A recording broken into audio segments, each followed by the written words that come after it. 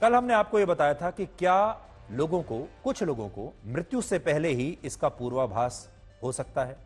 कल हमने आपको बताया था कि कुछ लोग ऐसे हैं जिन्हें अपनी मृत्यु से ठीक पहले यह आभास हो जाता है कि मृत्यु उनके आसपास है, उनका अंतिम समय आ चुका है। आज हम आपको उसी सीरीज का दूसरा भाग दिखाएंगे। आज सुप्रसिद्ध लोक गायिका स्वर्गीय शारदा सिन्हा के पुत्र अंशुमान सिन्हा आपको यह बताने वाले हैं कि उनकी मां को कैसे उनकी मृत्यु से 54 घंटे पहले ही अपनी मृत्यु का पूर्वाभास हो गया था और मृत्यु के पूर्वाभास का अनुभव कैसा होता है, क्योंकि उस समय वो अपनी मां के पास कमरे में मौजूद थे और उन्होंने ये सब कुछ होते हुए देखा। पटना में जो हॉस्पिटल है, साईं हॉस्पिटल, उसके डॉक्टर अभिषेक, जिन्होंने बीच में बहुत उनका ध्यान रखा, पटना में लगातार वो उनके केयर ऑफ में थी। मैंने उनसे वीडियो कॉल करवाया, जिनको उन्होंने आशीर्वाद दिया है फ़ोन पे। मैं बात करा रहा हूँ मेडिकल चीज़ के लिए, पर वो उनको आशीर्वाद दे रही थी, खुश रहो बेटा एंड हैप्पी छठ, ये उन्होंने उनको बोला है अंत में। वही अंतिम वीडियो कॉल था। तो ये कुछ चीज़ें, एक्टिविटीज़ आसपास में ऐसी हो रही थी जो हमें बार बार दर्शा रही थी कि कुछ है जो आगे होने वाला है। जो संवाद हुआ है मैना के साथ, उसमें आप देखेंगे कि वो कह रही हैं कि हमको भी तुम्हारे पास आना है, जैसे कि वो मैना उनको लेने के लिए आई हो।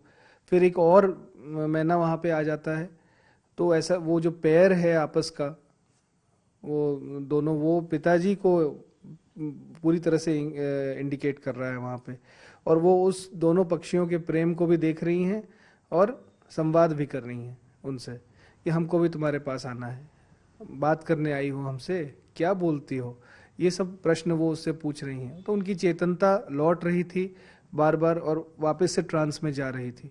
ये हम स्पष्ट रूप से ऑब्जर्व कर रहे थे।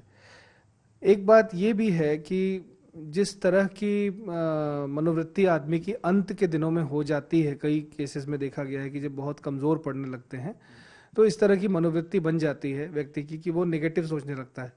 मैं उसको वैसा नहीं मान पाता हूँ कि वो नेगेटिव सोच रही थी। ये बिल्कुल सटीक आभास जिसको बोलते हैं, ये वो था, क्योंकि उनके अंदर की जिजीविषा खत्म नहीं हुई थी।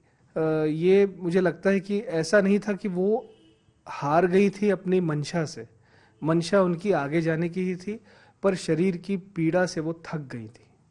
वो थकावट ही थी जो उनको बार बार तोड़ रहा था। बस यही बात है। तो कल हमने आपको ये सीरीज दिखाई थी और हो सकता है आपके पास भी ऐसे बहुत सारे किस्से होंगे, आपके पास भी ऐसे बहुत सारे अनुभव होंगे जब आपके परिवार में भी, किसी जानने वाले में भी आपने ऐसा अनुभव किया होगा कि जब अंतिम समय आता है तो कई बार लोगों को ऐसा लगने लगता है कि मृत्यु उनके आसपास है और उन्हें उसका पूर्वाभास हो जाता है। शारदा सिन्हा के जो पुत्र हैं वो भी हमसे यही बात अभी कर रहे थे। उन्होंने कल का हमारा ये विश्लेषण देखा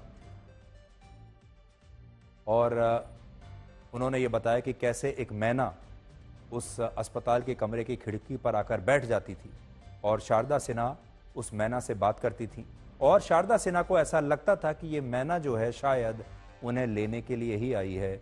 और उनके पुत्र का ऐसा कहना है कि पहले शारदा सिन्हा मैना से कुछ कहती थी और फिर मैना वापस उन्हें कुछ बताती थी और ऐसा लगता है कि शायद ये दोनों ही एक दूसरे की भाषा को समझ रहे थे और शारदा सिन्हा ये बात समझ चुकी थी कि अब उनके जाने का समय आ गया है। आपका भी अगर कोई ऐसा अनुभव है तो आप हमारे साथ शेयर कर सकते हैं।